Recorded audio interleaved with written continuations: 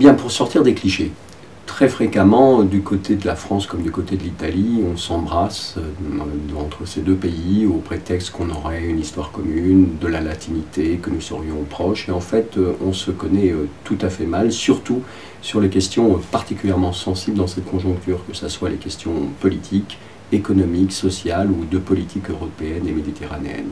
Donc comparer la France et l'Italie, c'est d'abord apprendre à se connaître profondément d'un pays à l'autre, c'est essayer aussi de voir les défis à relever ensemble, et c'est aussi construire une relation franco-italienne dans la durée qui ne soit pas simplement dans le factice.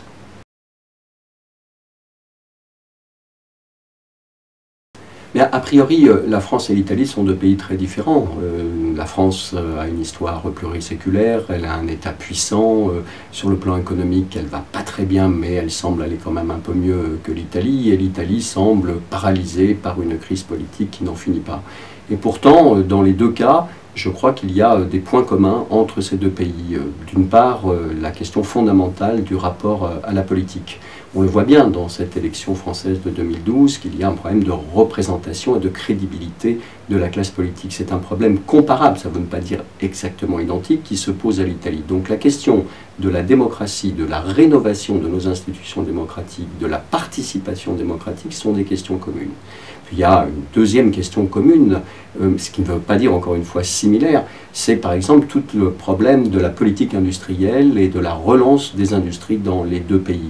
L'Italie a un énorme potentiel de petites entreprises, plus performantes que les françaises, mais dans un cas comme dans l'autre, l'industrie a été sacrifiée ces dernières années. Donc là, sur cette question de l'industrie, il y a là encore des points communs.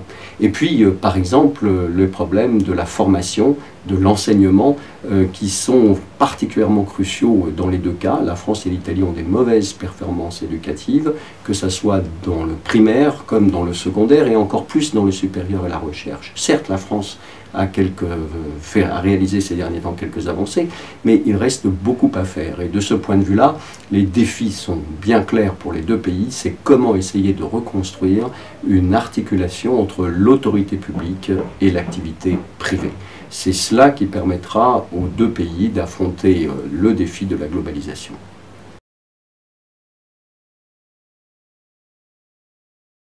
Bien, je crois qu'il faut avant tout arrêter pour Paris de penser que l'Italie existe quand Paris a des problèmes avec Berlin, et de même que Rome se rappelle que Paris existe quand Rome a des problèmes avec Berlin.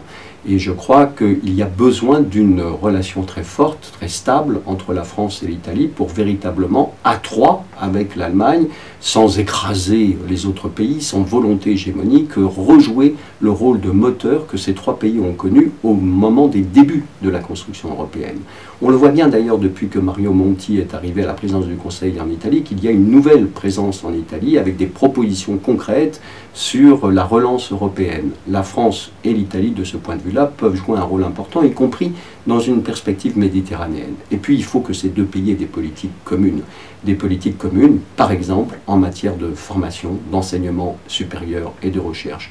Comment a-t-on pu laisser passer ce qui s'est passé dans le monde méditerranéen, avec ces révolutions arabes, tous ces jeunes qui regardaient du côté européen sans que la France et l'Italie, qui ont des liens très forts avec ces pays arabes, ces pays méditerranéens, n'aient été capables de donner une réponse, par exemple, pour accueillir un certain nombre de ces jeunes, les former et faire en sorte qu'ils puissent construire dans leur pays un avenir pour ces mêmes pays.